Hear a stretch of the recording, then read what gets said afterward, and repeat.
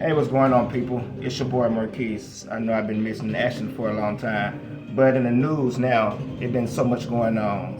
Things are all over the place. As we've been hearing now in the news lately and all over YouTube, that P. Diddy and TD Jakes been in all type of crazy things. Things, that have been involving little boys.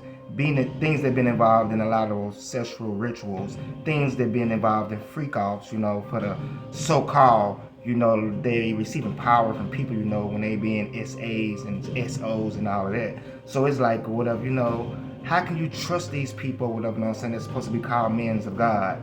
Anybody can get up on the stage and open the Bible and talk about God. Like I often tell people, anybody can read on the surface of a book.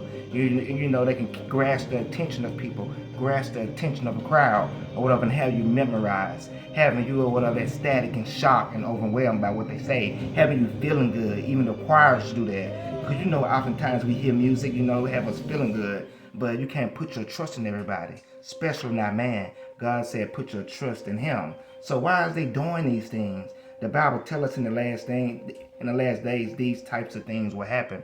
But we wouldn't think it'd be the people that are mans of gods like T.D. Jakes. We wouldn't think that it'd be people like the guy that's the Dietrich Haddon guy. He said, "I'm just flesh. I'm just a man." But you can't be operating doing the will of God or trying to do the will of God and feel like you can do anything that you want to do.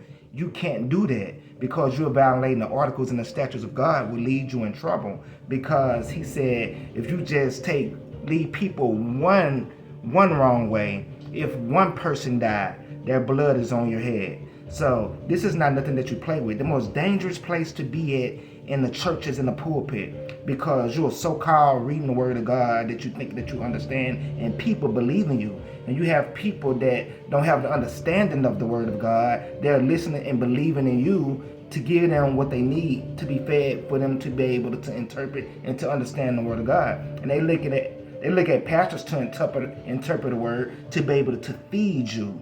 So it's like now, these days, people just doing whatever they want to do in order for to get fame, in order, for to get recognition and to get recognized. But, we have to wake up. We have to start asking questions. And lately in churches, wherever type of event we may be at, we don't ask questions. And anytime you raise your hand in some churches, they tell you or whatever, don't question God. If you want to know any information, come to Bible study. But even if you go to Bible study, you raise your hand, they still tell you don't question God. You can ask God questions. The apostles, the disciples, they question and ask God questions. They ask God how to pray.